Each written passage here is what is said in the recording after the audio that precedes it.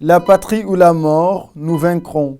Vous l'aurez certainement deviné, il s'agit de la devise créée par Thomas Sankara. Sankara est connu comme étant un révolutionnaire affirmé, un panafricain déterminé. Thomas Isidore Noël Sankara est né le 21 décembre 1949 à Yako, au Burkina Faso. Son enfance est surtout marquée par une influence militaire et religieuse.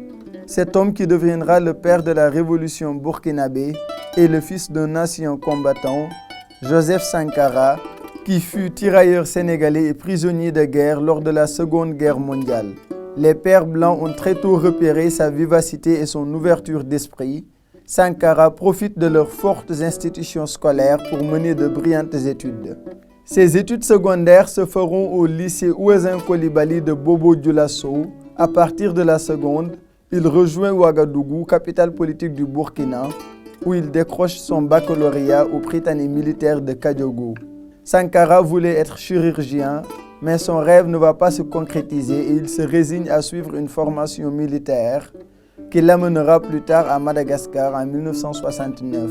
Les rencontres qu'il fera lors de sa formation vont stimuler ses lectures, l'ouvrant ainsi aux marxistes et tiers-mondistes. Thomas Sankara sera considéré comme l'officier le plus brillant de sa génération.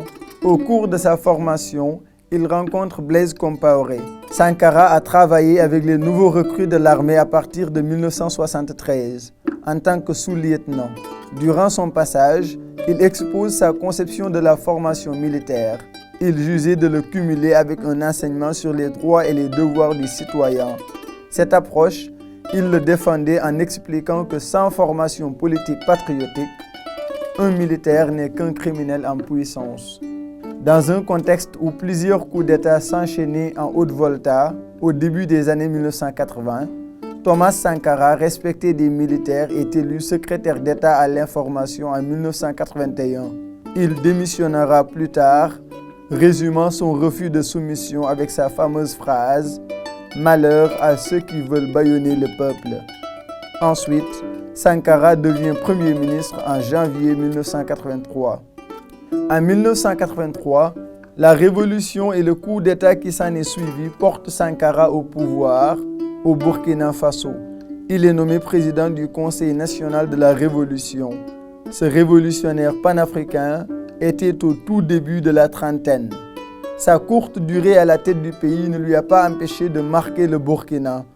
Sankara menait une politique socialiste avec la nationalisation d'entreprises privées et la construction de logements sociaux. La lutte anti-impérialiste était son combat. Il était opposé à la dette qui pesait sur les pays africains. Sa position sur la dette l'a amené à prononcer un discours le 29 juillet 1987 à Addis Abeba, lors d'un sommet de l'Organisation de l'Unité africaine. La dette ne peut pas être remboursée parce que si nous ne payons pas, nos bailleurs de fonds ne mourront pas. Soyons-en sûrs. Par contre, si nous payons, c'est nous qui allons mourir. Soyons-en sûrs également. Fin de citation. Parmi ses actions les plus marquantes, le changement du nom colonial français de la République de Haute-Volta pour le Burkina Faso, souvent traduit par pays des personnes intègres. Au Burkina, Sankara prône l'émancipation de la femme. Il va nommer des femmes à des postes clés, cherchant à les associer aux prises de décision et aux différentes activités productives. Dans son gouvernement de 22 ministres en 1983, les 3 étaient des femmes, dont l'une était chargée du budget. Cette vision est exposée dans son ouvrage « L'émancipation des femmes et la lutte de libération en Afrique ». Le style de vie du président Thomas Sankara était impressionnant pour un président. Il se déplaçait souvent à vélo et refusait certains des avantages matériels associés à la présidence.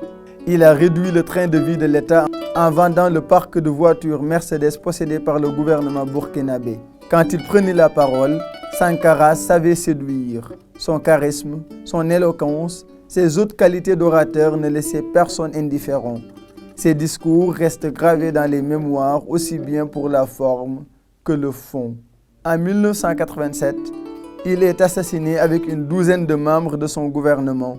Son ancien camarade d'armes Blaise Compaoré prend la direction du pays. Ce dernier est soupçonné d'avoir orchestré le meurtre du président Sankara. Entre 2015 et 2020, les pressions augmentent pour réclamer justice pour Thomas Sankara. À partir du 11 octobre 2021, un procès est entamé.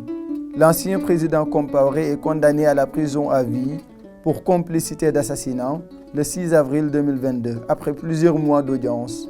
Compaoré ne va pas subir cette peine. Obligé de quitter le pays en 2014 après les révoltes, la Côte d'Ivoire va lui accorder la citoyenneté. Il demandera pardon à la presse pour son implication à la mort de Sankara en juillet 2022. Sankara est mort, mais plus que jamais présent dans les cœurs de beaucoup d'Africains sensibles à la cause qu'il défendait.